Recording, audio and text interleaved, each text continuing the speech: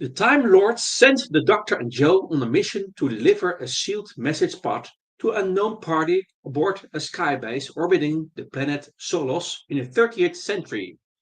They are caught quickly in a power struggle between the cruel Marshal of Solos and the young Solonian Kai over the future of Solos, a future that hinges on the contents of the message. Welcome, friends and companions. How are you today? I'm doing great. Fantastic, fantastic. In the words of the Ninth Doctor. So, sci-fi and fantasy fans and all sort of fans meet on this channel for fun chats about their beloved books, movies, series, and franchises. We also talk about food and drinks, music and sport, and a special place on this channel for Doctor Who. I will watch this series till eternity, forever and ever and ever. Yes, yes, yes. So this channel is all about jokes, humor, and talking about with things we are interested in. We are with things we are liking. Yes, and this channel has multiple names, and most of the time it's called Random Entertainment Channel because we discuss everything and involves entertainment, including movies and series, books and music. And we don't do politics and religion because these are not entertainment. We want to have fun, jokes, and laughter. So this channel is all about fun and meeting each other, making friends, network, etc., etc. So you are in the right place here to have fun. Actually, yes, yes, yes. So random because we broadcast on non-fixed time actually many different times. It's also the case with the Doctor Who travels to time and space, past, present, future in his universe. So and this world has many time zones. So I want to meet as much people as possible. So this is the reason why I do the live streams on many different times. Because I want to meet you. Actually, I want to make friends and want to network and to want to serve as much people as possible. So it's the reason why I do different times. So you need to subscribe to this channel actually when to know when in the time when the broadcast is. You get the notifications when the live stream starts. So YouTube.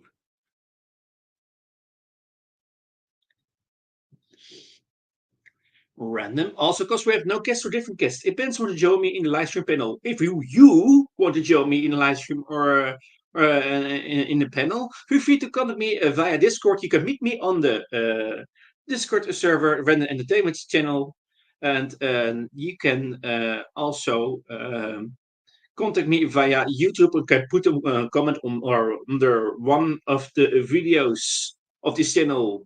So, and we will look what is possible. Also, it's possible to invite me for your channel. Feel free to invite me for our live stream panel and to talk about the things we're interested in. We are the things we love. So, yeah, I want to make friends and I want to network. So, I'm available for that also. So, for the record, Discord server is called Random Entertainment Channel Tech Doctor Who. And you'll find me very quick on Discord because I bump the server regularly. So, cheers, mate, and have lots of fun. This is your host, Enigmatic Joker, and today we have a third Doctor story called The Mutants. And as usual, we do first some general info about this story. So, The Mutants was the fourth and penultimate serial of season 9 of Doctor Who. Its narrative inspiration was very similar to that of Colony in Space, whereas Malcolm Hulke had based the earlier story on the struggle of Native Americans against European settlers. Here, Bob Baker and Dave Martin explicitly based their story on South Africa and the segregationist policy of apartheid, which also inspired Ian Stewart Black's The Savages. By the recording, however, director Christopher Barry had de-emphasized the political allegory in favor of the story's science fictional elements.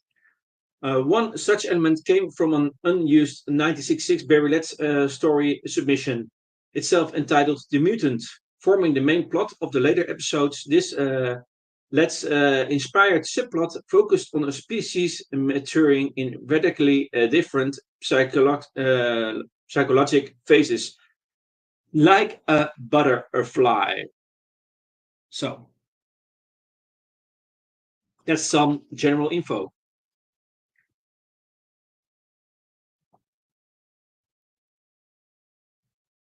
And as usual, we will dive now into the plot.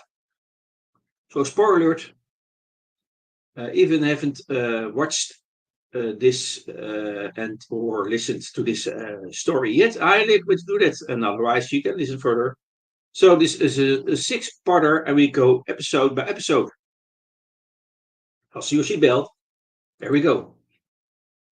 Episode 1. On the polluted world of Solos, an old man flees through the desolate remains of a forest, screaming, Mud! Mud! Marshal of Solos chases the old man, followed grudgingly by Stubbs and Cotton. Pausing to pick up the Marshal's dropped oxymask, essential in the toxic Solonian air, Stubbs and Cotton briefly lose their commanding officer in the thick mist. They find him standing over the corpse of the old man. The dead Solonian has jagged deformities on his back. Marshal orders his men to lock it. Another dead mud. Back on 20th century Earth, the Doctor and Joe are interrupted by the sudden appearance of a message pod from the Time Lords. His TARDIS is already programmed with its destination and, despite his objections, Joe joins the Doctor as it sets off for Skybase 1 in orbit of Solos. Arriving in the Skybase's broom cupboard, the Doctor explains to Joe that they are at the end of the Earth Empire's reign.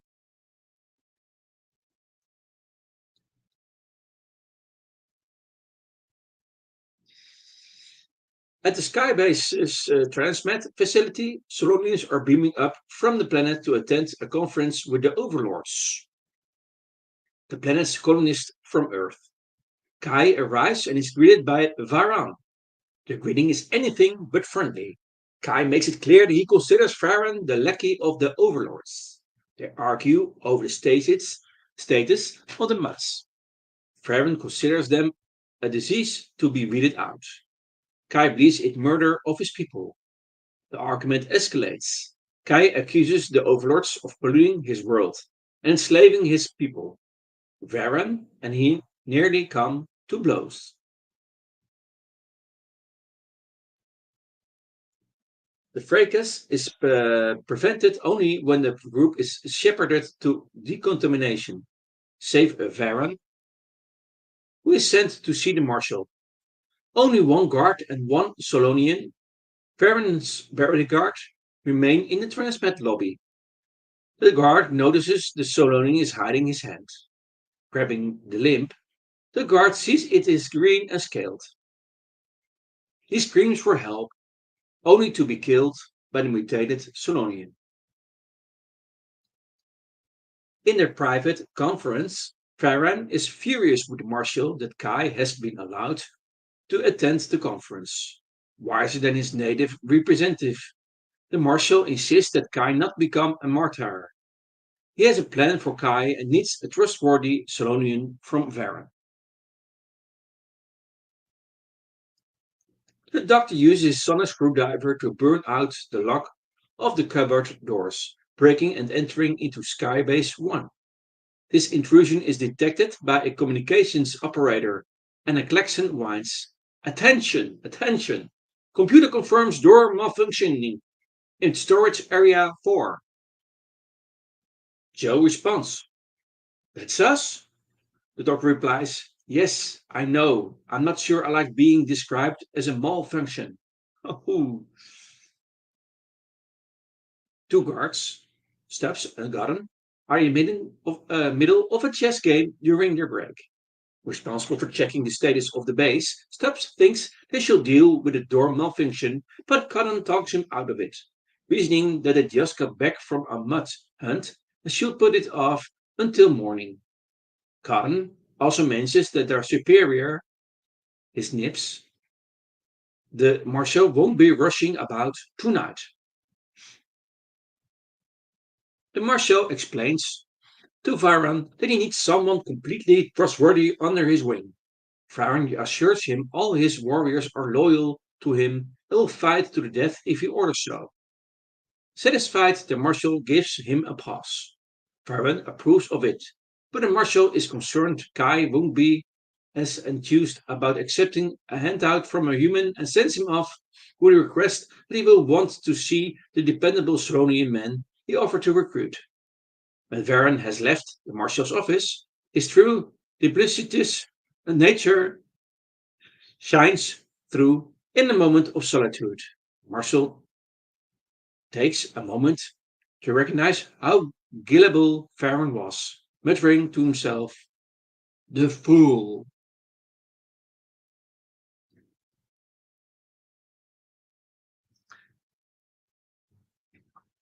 As they explore the skybase and venture deeper into the corridors, the doctor and Joe find nobody around.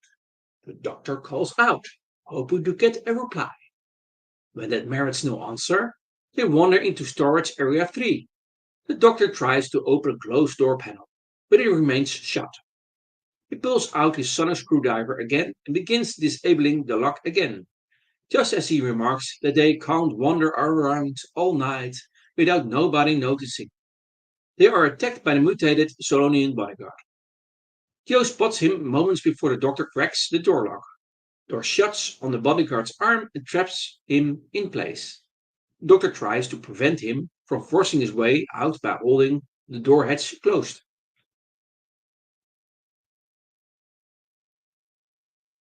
A second warning is issued by the com operator instead of a passive notification. This one is an urgent warning demanding action at once. Stubbs and Cotton are dispatched to investigate the door's failure, no longer given the leniency to shirk off their duties. Stubbs instantly regrets listening to Cotton when they should have gone to investigate the first malfunction and how much trouble this bungle has cost them. And finding the doctor and Joe under attack, they order them to get away from the door. Doctor protests that doing so is foolish because the man who attacked them could quickly overpower them with his mutated hands. Cotton has little or choice but to shove the non-compliant Doctor and Joe away from the door. Once the bodyguard charges through, Stubbs doesn't hesitate to shoot him, killing the Solonian. He delivers a report into his communicator that he and Cotton have investigated the storage malfunction, coming into contact with a mutant native and destroying it. He also declares that they have found two non-personnel in a restricted area, which will now be held, presumably until they are identified. Casual at performing his job, Stubbs is friendly enough to greet the doctor and politely ask him and Joe if they will please come with them to reception. The door surmises that they don't have a choice to refuse and have to follow the guards. Stubbs and Cotton take the doctor and Joe into custody. The doctor questions Stubbs about reporting a mutant native, and Stubbs confirms this is right. The slain Solonian can be seen with ridges protruding down his back along with a mutated arm.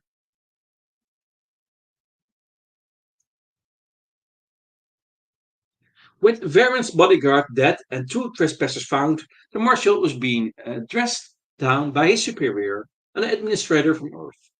The administrator has a bombshell to be dropped at the conference. The Empire is pulling out of Solos. Earth is near economic, political, and environmental collapse. An empire is a luxury they can not afford at this point. The marshal is livid. He believes this is to be all the more reason that colonization of Solos is imperative. The administrator scoffs. It would require genocide of the already mistreated Solonians. Decision has been made. Kai will be getting all he demands. As the administrator leaves the room, the marshal summons Varan again.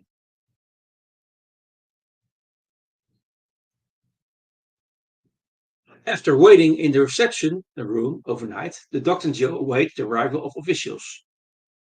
Wearing sunglasses, Joe peers out through a porthole and remarks that they can now see the planet Solos in daylight, but is dismayed by how grey and misty it is compared to Earth. The doctor regretfully informs her that there is no difference in forethought. This is time period where the people are used to the crumbling 30th century Earth Empire, by which time the people of Earth have tarnished by the beauty of the once blue planet with industrialization, making even more grey and misty than Solos. He describes 30th century Earth and as land and sea alike, all grey. Grey cities linked by grey highways across the grey deserts. Joe's appalled to learn this. The doctor grimly reminds her how humanity can go too far with its exploits. Slag, ash, clinker, the fruits of technology. Joe,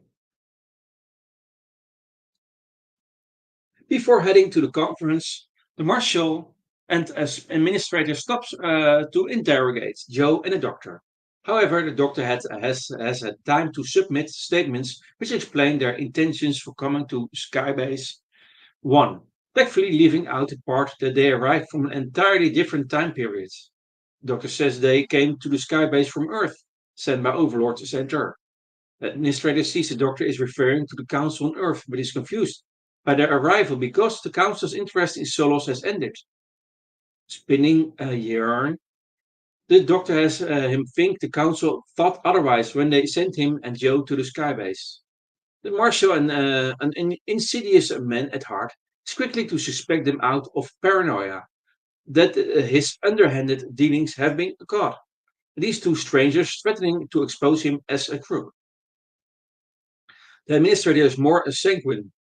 He tries to allow the doctor to speak and be reasonable in the company of an evidently perturbed and vocal Marshal, but to no avail.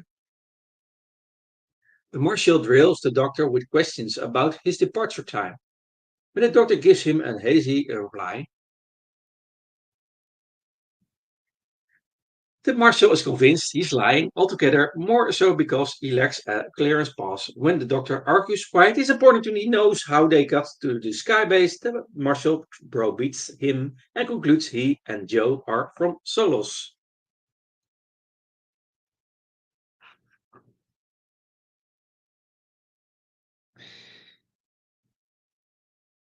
Hallo, Jacob Jurien van den Berg.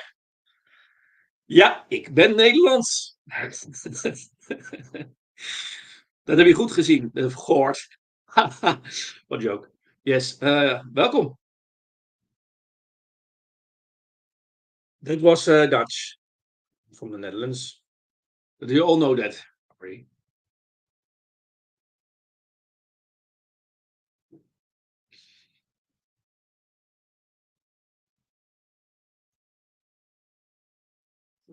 So, exasperated, the doctor reasons with him that they had a mission to give someone aboard Skybase 1 a container by presenting both the marshal and the administrator with it. However, it refuses to unlock for anyone. Since it will only open for the person it is meant for, neither of them are supposed to possess it. The doctor is unable to prove it is safe because he cannot open it either. So the administrator perceives the offering of the sealed box as a joke, and Marshall believes it can be opened with force. He snatches Stubbs' gun and takes the container, shooting it twice. It huffs with smoke from the laser impacts without even leaving a scratch on it.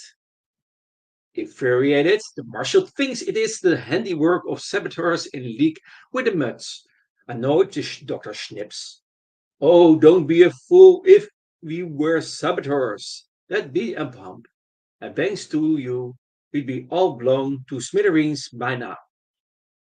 Joe also comes to the doctor's defense when the marshal is skeptical. They're being truthful about their mission. But it still doesn't get through him. After doubting multiple wild accusations toward the doctor and Joe, the marshal's innate fear of being caught finally causes a slip of the tongue. In an irrational blurt, he believes them spies from Earth, special agents from the Council sent to check up on him.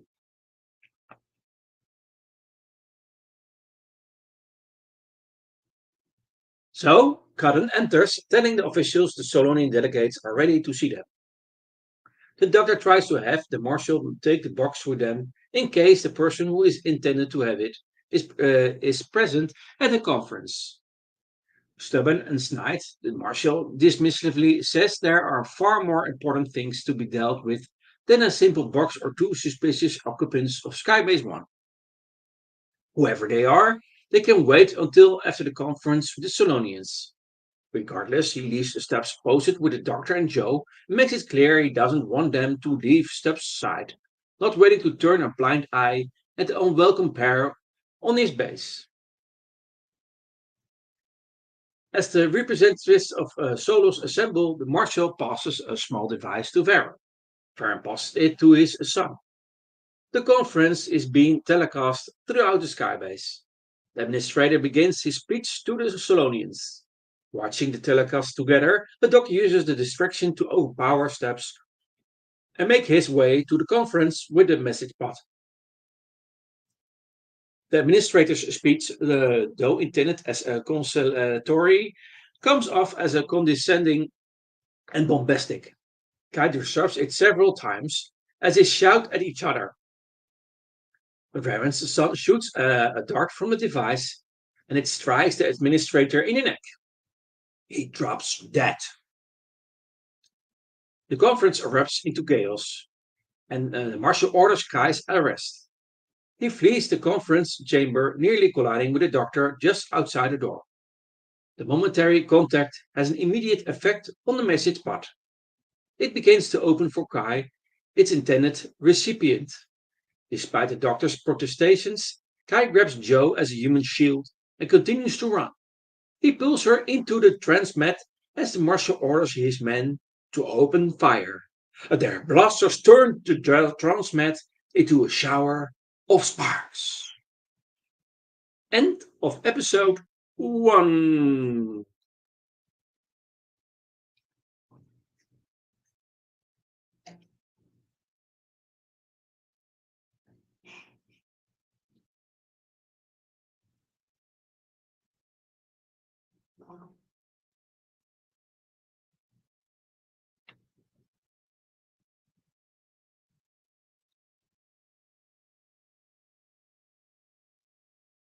Episode 2. The smoke clears. The transmat chamber is empty. The marshal points out Joe's safety may be short-lived. She has no oxygen mask, nor shall she long survive on Solos without one. As the transmat's ground station, Kai and Joe materialize amidst klaxons, dodging fire from the ground station's lone guard. They escape through an airlock onto the polluted world. They are pursued by more troops, but this is to their advantage. Kai overpowers one and takes his oxygen mask. High above, in the skybase, the marshal has assumed command in the wake of the administrator's death. He strikes a bargain with the doctor, open the message pod, and the marshal's men will try to save Joe. The doctor agrees reluctantly. He is escorted to the skybase's lab. The marshal assigns his own scientist, Jaeger, to assist. Jaeger is put out by the distraction from his own work on the Solonian atmosphere, but complies.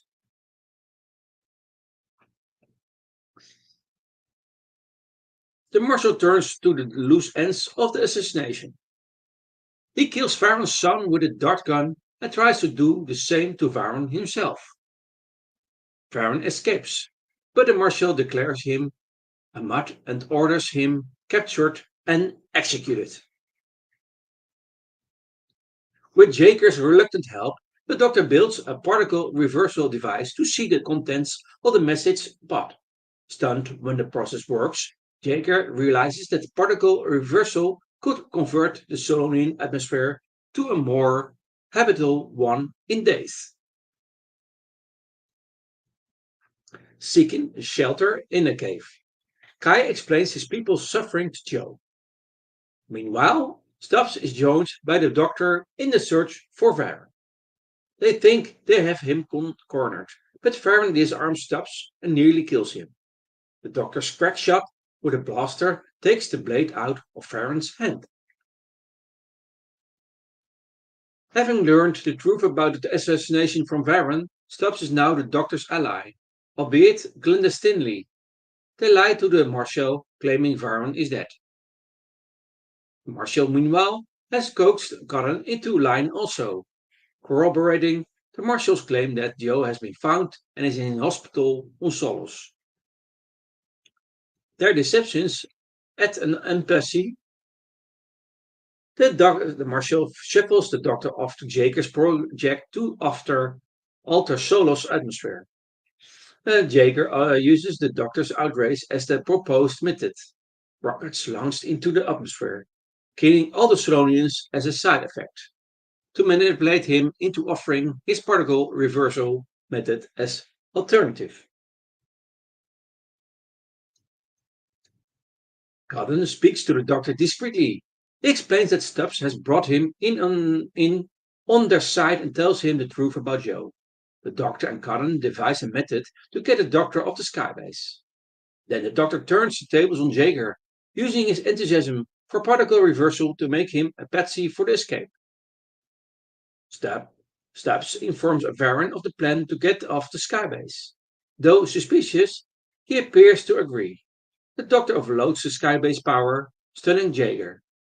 He makes his way to the transmat, only to be grabbed by Varron. With his blade at the Doctor's throat, he growls, "Die, Overlord!" End of episode 2.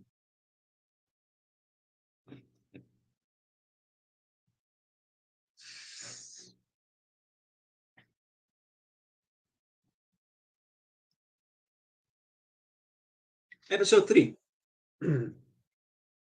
With Farron literally at his throat, the Doctor transmits to Solos. As the two emerge from the transmat chamber, the Doctor incapacitates his assailant with some Venusian Aikido. He extracts Varron's word as a warrior that he will take the Doctor to Kai. Despite the onset of a firestorm in the sky, a side effect of the Marshal's manipulation of the atmosphere, they set out into Solonian night. Elsewhere on Solo, Sky and Joe watch the same firestorm before a group of agitated Mutts forces them to retreat deeper into the cave.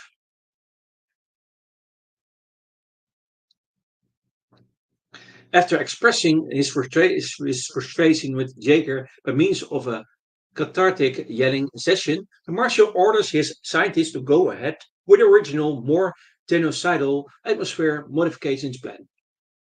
He summons Stubbs and Cullen to his office.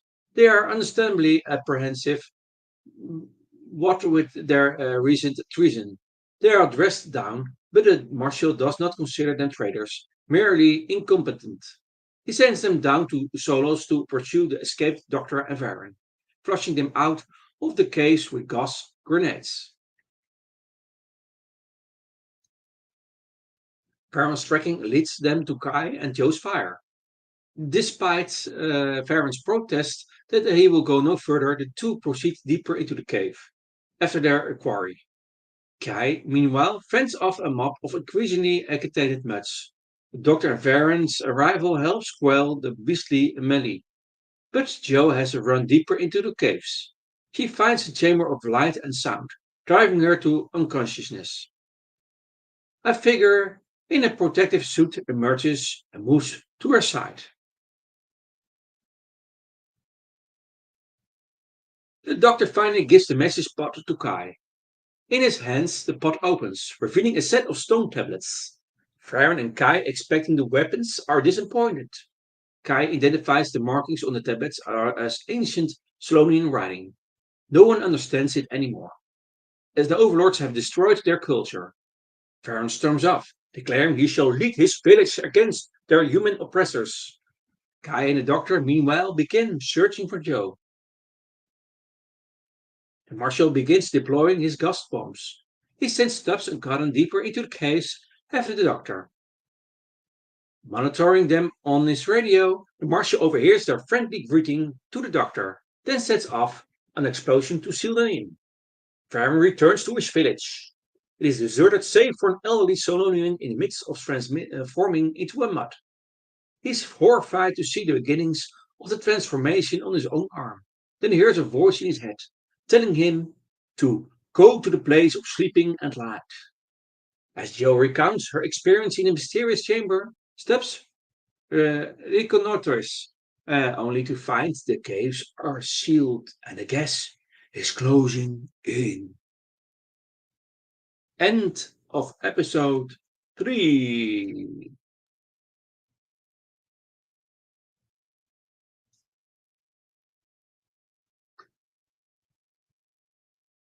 Episode 4.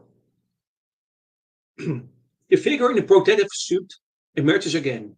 It gestures for the doctor and his entourage to follow. It leads them to a lead-aligned chamber deep in the caves.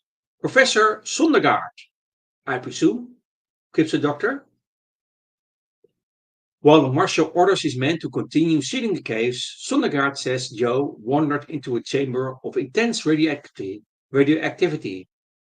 He believes that, well, there are normal changes in the ecosystem as the 500-year seasons change. Jager's experiments altered the natural balance. The marshal returns to the skybase and orders Jaeger to begin the bombardment of Solos with ionization rockets to change its atmosphere. Below, Kai opens the pot again to display the tablets. Sonnegaard tries to translate them. He declares them its Solonian equivalent of the Book of Genesis, but his attempts to scry meaning from them are interrupted by the cave's continued collapse. Kai, Joe, Stubbs, and Cotton head out to the relative safety of Farron's village, while the Doctor and Sondergaard remain to continue the study of the tablets. The Doctor hits upon the meaning of the tablets, a calendar of the 500-year Slonian seasons, and interprets one symbol as referring to the radiation of the chamber. Sondergaard and he set off to explore further. Varen addresses his few remaining warriors. He is interrupted by a report of the approach of overlords. When Stubbs, Cotton, Kai, and Joe arrive, they are ambushed and forced to surrender their guns. Varen declares his plan for revenge to attack a skybase using his captives as hostages and shields. As they plunge deeper into the radioactive chamber, the Doctor is forced to leave Sonnegaard when the radiation overwhelms his suit. At the heart of the chamber, the Doctor finds a glowing statue with a green crystal set in it, which he pockets. He retrieves Sonnegaard and leaves the chamber. Aboard the skybase, Marshall's plan is forced to accelerate. An Earth Empire investigator will be arriving shortly, unbeknownst to him. Fyron has already taken a transmit ground station and is beaming aboard. The Doctor tries to analyze the crystal he retrieved, but Sonnegaard's equipment is too primitive. They, too, set out for Skybase. The launch of the ionization rockets is imminent, but momentarily interrupted when Varen's incursion is detected. Marshall orders the countdown to continue while he assembles a squad to repel the intruders, the ambushed Varen's warriors, slaughtering them with superior weaponry. Marshall personally dispatches Varen. Unfortunately, his blaster fire tears a hole in the Skybase's hull, blowing Varen out into the vacuum. As the ionization rockets launch, the Marshal, Kai, Stubbs, Cotton, and Joe all cling for their lives as the air rushes out in space. End of episode 4.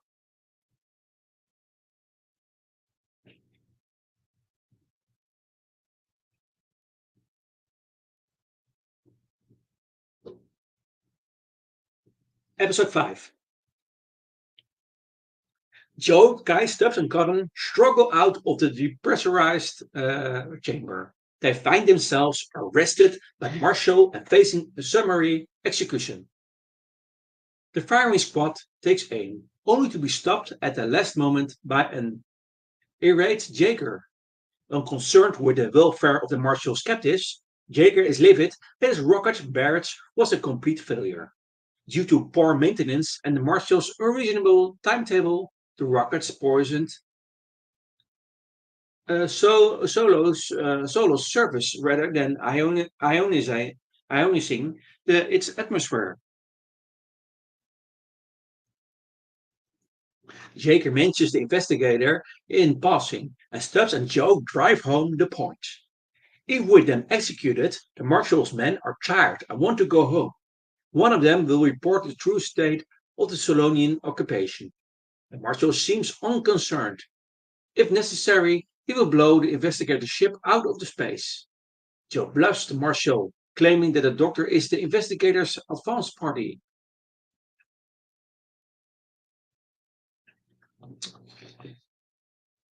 On the planet below, the doctor and Sondergaard find the bombardment waning but the damage done. The plant life is already contaminated by the ionization crystals. Sondergaard is too weak to continue, but he insists the doctor to go to Skybase to solve the mystery of the green stone.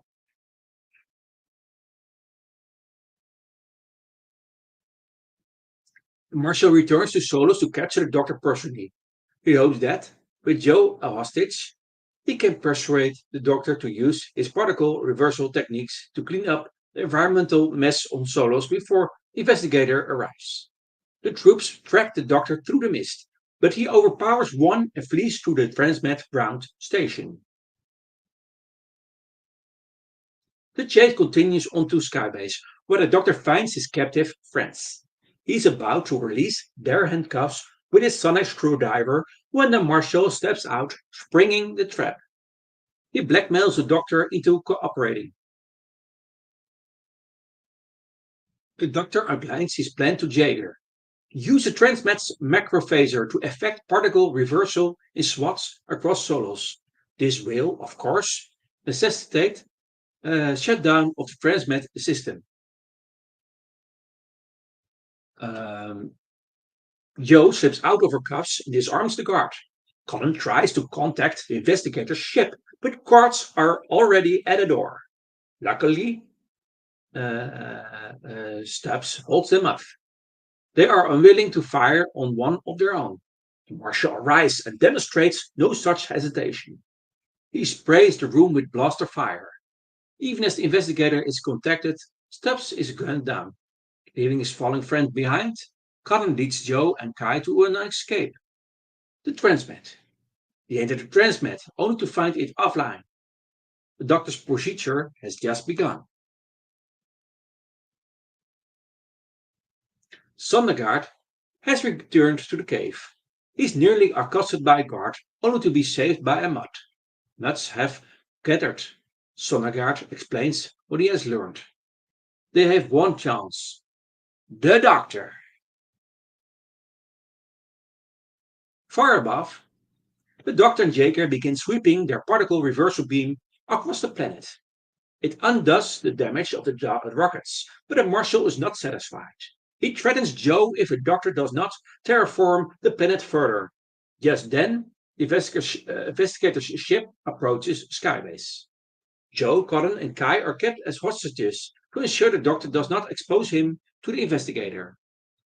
Cotton realizes that the marshal has ordered them held in a Thasian storage chamber, a chamber that will be flooded with radioactivity as soon as the investigator's ship refuels. Outside, the ship slowly moves to the dock. End of part episode 5.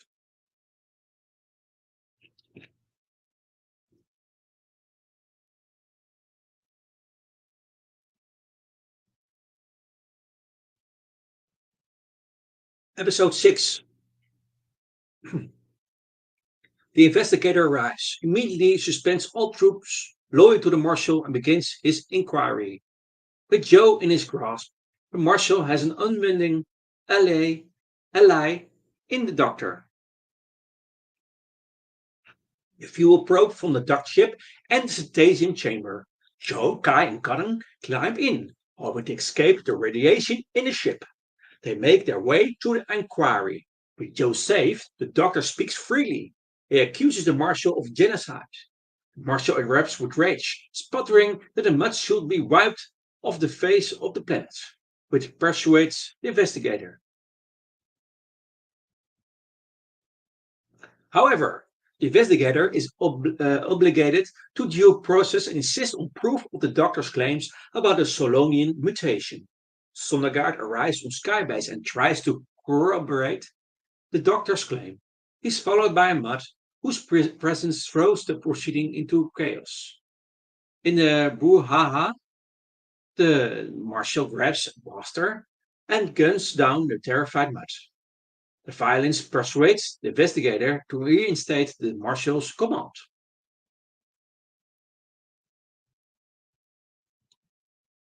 While the doctor, Sondergaard, and Joe flee, Cotton attends to Kai, who has been ill since their experience in the refueling chamber. He pays for his compassion. Marshall orders Cotton and Kai thrown back in the refueling chamber, despite the Dacium radiation being at a lethal intensity.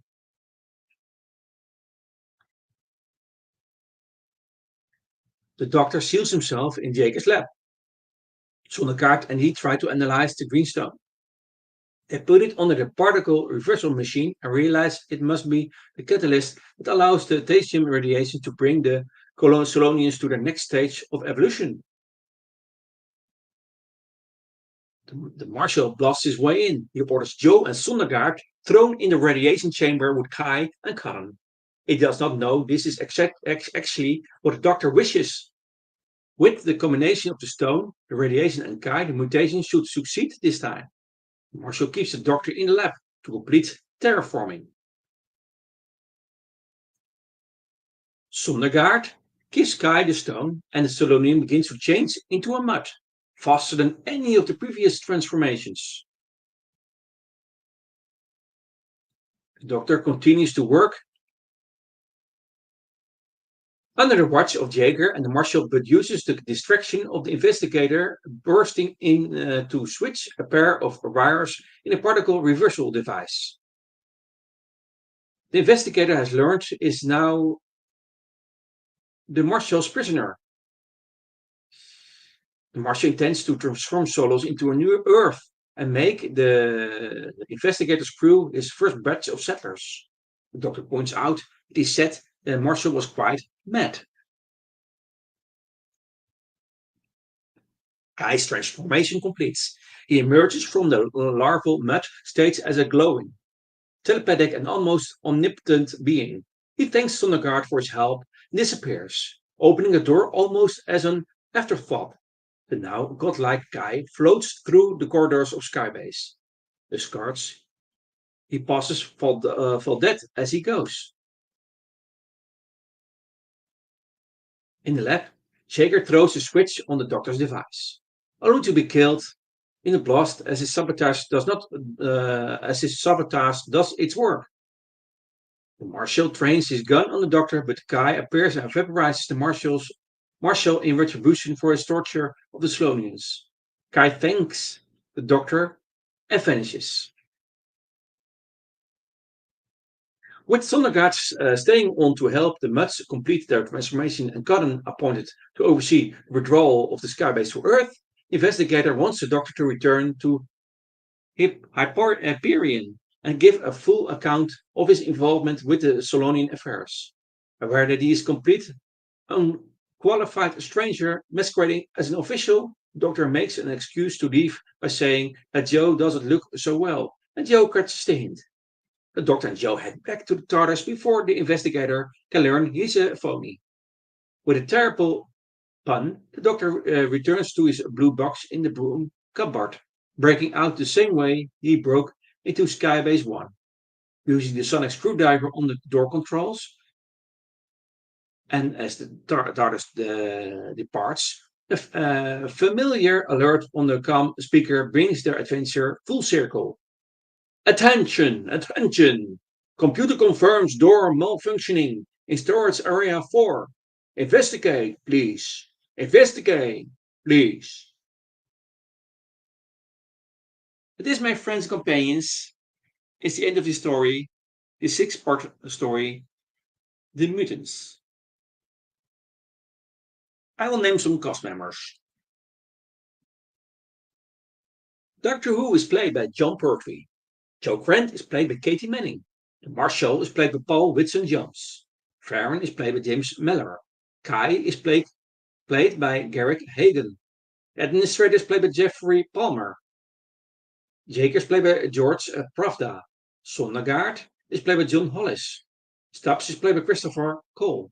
Cotton is played by Drake James. Farron's son is played by Jonathan Sherwood. The Old Man is played by Sidney Johnson. Warrior Guard is played by David Arlen.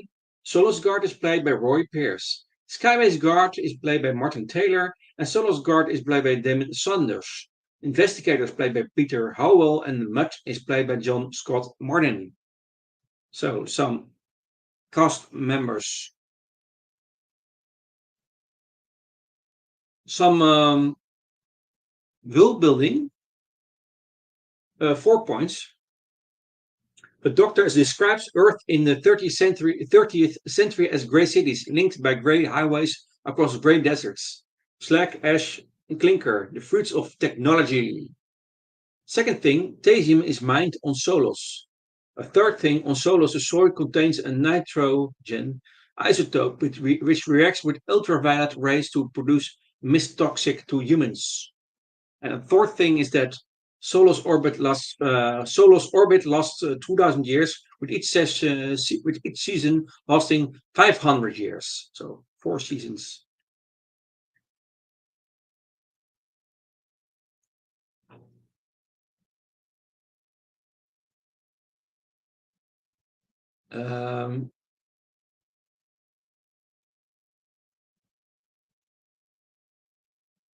Okay. Some story notes.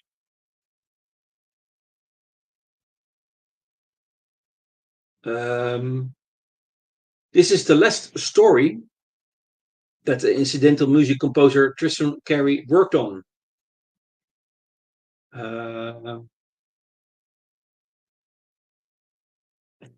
Also, there is also an interesting thing is that Colin Baker was considered for the role of Cullen.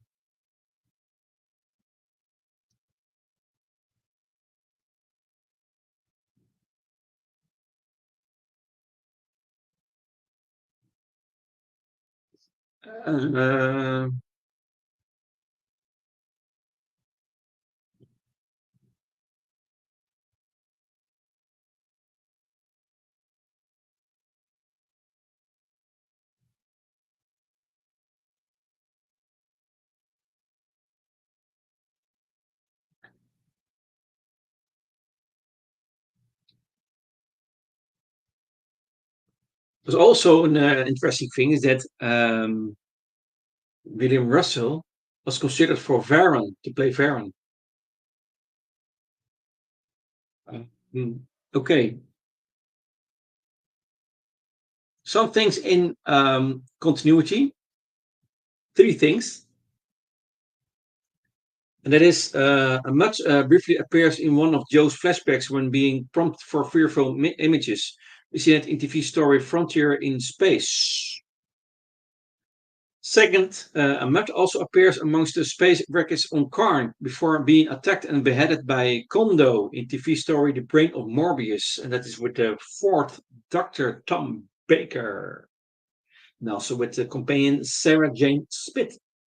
And a third thing is that, much as they did recently on Peladon, the Doctor and Joe make a hasty escape to the TARDIS when confronted with the risk of being found out as strangers, without the credentials needed to perform authoritative actions in a political environment. You see that in the Curse of a Paladin. So, and that, my friends and companions, is all I have to say about this story.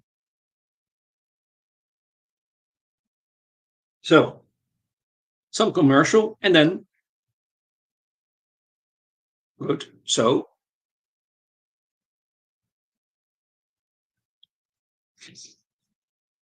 Sci-Fi Fantasy fans and all sort of fans meet on this channel for fun chats about their beloved books, movies, series, and franchises. We'll also talk about food and drinks, music, and sport, and a special place on this channel for Doctor Who. And already saying in this live stream, uh, all sort of countries. And already in this live stream, I revealed I'm not an Englishman, but I'm from another country. And you want to know which country, you must rewind. But it is not important. We are all from planet Earth. So, random cast, we will discuss everything that involves entertainment, including movies, series, books, and music. Yes, all things we like and interested in. And random also because both broadcast on non-fixed time, actually many different times. So, you need to subscribe to this channel to know what time the broadcast is. Yes, and then you get a notification. And so, look on YouTube for that. So, and also because we have no guests or different guests, when someone to join me in live stream or panel. If you want to join me in live stream, feel free to contact me via Discord or YouTube, and we will look what is possible. Discord server is called a Random Entertainment Channel. The tag Doctor Who on Discord. If I'm very quick because I spam the server regularly. So cheers, mate. Have lots of fun. This is your host, Enigmatic Joker. For now. I'm looking forward to meet you in the past, in the present, and in the future. Okay, have a nice day. See ya. Bye bye.